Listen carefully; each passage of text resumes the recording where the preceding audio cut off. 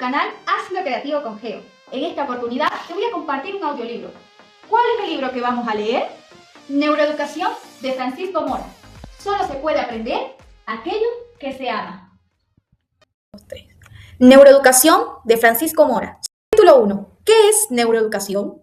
Neuroeducación es una nueva visión de la enseñanza basada en el cerebro. Visión que ha nacido al amparo de esa revolución cultural que ha venido a llamarse neurocultura. Neuroeducación es tomar ventaja de los conocimientos sobre cómo funciona el cerebro integrados con la psicología, la sociología y la medicina en un intento de mejorar y potenciar tanto los procesos de aprendizaje y memoria de los estudiantes como enseñar mejor en los profesores. Neuroeducación es también un campo de la neurociencia, nuevo, abierto, lleno de enormes posibilidades que debe proporcionar herramientas útiles para la enseñanza y con ello alcanzar un pensamiento verdaderamente crítico en un mundo cada vez de más calado, abstracto y simbólico. Se trata de una perspectiva de muchos aspectos diferentes y complementarios. Neuroeducación significa evaluar y mejorar la preparación del que enseña, el maestro, y ayudar y facilitar el proceso de quien aprende, individualidad y cualquier edad. En parte, el nacimiento de la neuroeducación está en la propia comunidad de docentes. Los maestros, desde hace ya mucho tiempo, comparten la esperanza de encontrar nuevos medios educativos basados en hechos científicos y en la neurociencia en particular. Y aún maestros o profesores reconocidos como buenos maestros o buenos profesores por los resultados que obtienen con los alumnos, admiten y afirman que sería muy positivo para ellos y que mejoraría sus capacidades docentes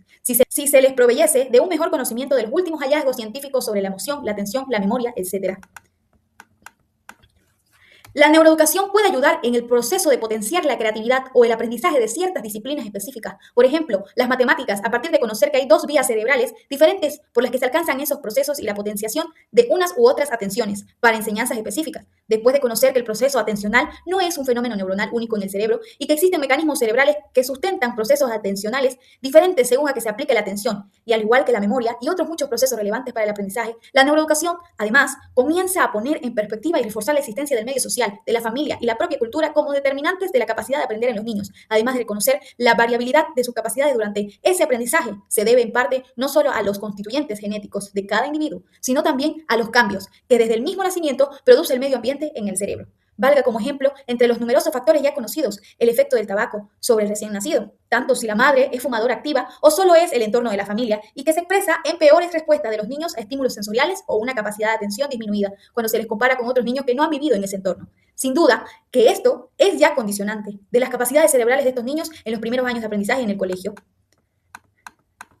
La neuroeducación incluye, entre sus cometidos, ayudar a detectar procesos psicológicos o cerebrales que pueden interferir con el aprendizaje y la memoria y la misma educación. La neuroeducación está en las primeras andaduras en un largo camino que recorrerá paralelo en su trayecto el progreso tanto de la psicología como de la neurociencia cognitiva. La neuroeducación trata, con la ayuda de la neurociencia, de encontrar vías a través de las cuales poder aplicar en el aula los conocimientos que ya se poseen sobre los procesos cerebrales de la emoción, la curiosidad y la atención, y cómo estos procesos se encienden y con ellos se abren esas puertas al conocimiento a través de los mecanismos de aprendizaje y memoria. Y de estos conocimientos sacar provecho e intentar aplicarlos a los alumnos y los mismos maestros y profesores. Pues está claro que para que un alumno preste atención en clase no vale exigirle sin que más que lo haga. Eso sirve de bien poco, sobre todo si el profesor es aburrido, y aún con un profesor activo y un tema que pudiera ser interesante, hay que encender primero la emoción. Todo esto debe llevar a crear métodos y recursos capaces de evocar la curiosidad en los alumnos por aquello que se explica. Métodos aplicados a cada edad del niño, primero y después en la pubertad y la adolescencia y en el periodo universitario, y además adecuados a su propia individualidad y a las materias que se enseñan. Métodos siempre adaptados a la alegría, al despertar, al placer y nunca al castigo. Hoy ya sabemos que la letra con sangre no entra. El castigo, el dolor, con estímulo para aprender es un método primitivo, consustancial con la supervivencia en otros tiempos duros de la humanidad. Sobrevivir durante millones de años ha significado aprender con rudeza, con dolor y con ello guardar profundos recuerdos de todo aquello que hirió o hizo daño y no volver a repetirlo. El no aprender, la persistencia en el error costaba la vida, como contrariamente también lo era, por supuesto, el refuerzo y el placer como sustrato, tan fuerte como el primero para mantener la vida. Pero lo cierto es que en la actualidad, con el aprendizaje en los colegios, nadie se juega la vida. Por eso hoy solo se debe y se puede enseñar a través de la alegría, porque conocemos bien los sustratos cerebrales de estos procesos. Neuroeducación no es solo llevar a todas las instituciones que imparten docencia los logros alcanzados principalmente por la neurociencia cognitiva en particular, sino conseguir la mentalización en los profesores en cuanto a conocer cómo funciona el cerebro, extrayendo de ello conocimiento que ayuda a enseñar y aprender mejor. Sobre todo en los niños, solo la idea y la responsabilidad puesta en la cabeza del maestro de que lo que enseña tiene la capacidad de cambiar los cerebros de los niños y su física en su física y su química, su anatomía y su fisiología, haciendo crecer una sinapsis o eliminando otras y conformando circuitos neuronales cuya función se expresa en la conducta, cambia ya la propia percepción que el maestro tiene de la enseñanza. Con estas nuevas ideas, el docente experimenta un cambio, a su vez, en su propio cerebro, que le lleva a ser consciente de que lo que enseña es algo más profundo que los propios conocimientos que transmite. Así pues, conocer que los cambios sinápticos del cerebro son resultado de la enseñanza que reciben sus alumnos. Puede ya transformar la actitud de muchos maestros y producir en ellos un tono diferente, emocional y cognitivo, en la forma en que pueden ver la enseñanza. Todo esto implica un cambio importante, pues requerirá la formación nueva de los enseñantes y rellenar ese espacio que separa los conocimientos del cerebro con la educación y la enseñanza, con programas nuevos que alcancen la realidad de los colegios particularmente y desde luego a todo el arco de las diversas instituciones que transmiten conocimiento.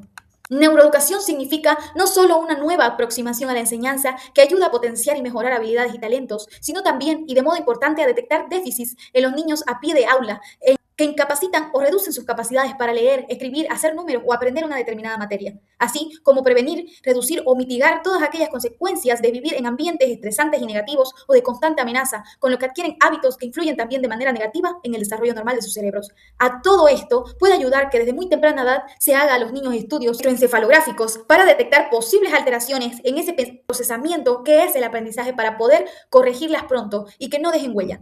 Por ejemplo, niños que a muy temprana edad no son capaces de distinguir entre el sonido da y el sonido pa en una palabra lo suficientemente rápido como lo hacen la medida de los niños de su edad. Ya puede estar indicando una lentitud en el proceso de aprendizaje, por lo que es posible que luego se ralentice la velocidad de lectura normal durante el desarrollo, o tantos otros problemas fáciles de corregir con un tratamiento logopédico, médico o psicológico conductual temprano. Cada vez está más claro que es durante los primeros 6 y 12 meses de vida del niño, cuando ya es posible detectar muchas cosas que más tarde repercutir negativamente en el proceso normal de aprendizaje. Todo lo dicho sirve también para los años todavía tempranos que siguen, por ejemplo, la dislexia, la alcalculia, el síndrome de déficit de atención e hipermotilidad. El autismo o la misma ansiedad son síndromes que se benefician marcadamente con intervenciones psicológicas y conductuales si éstas se inician muy temprano y en lo que el seguimiento de esta terapéutica con estudios de resonancia magnética funcional ha demostrado ser de un beneficio extraordinario en los niños. Neuroeducación implica conocer los múltiples ingredientes cerebrales que participan en los procesos de aprendizaje y memoria y su significado desde la infancia y adolescencia hasta las personas adultas ya en la universidad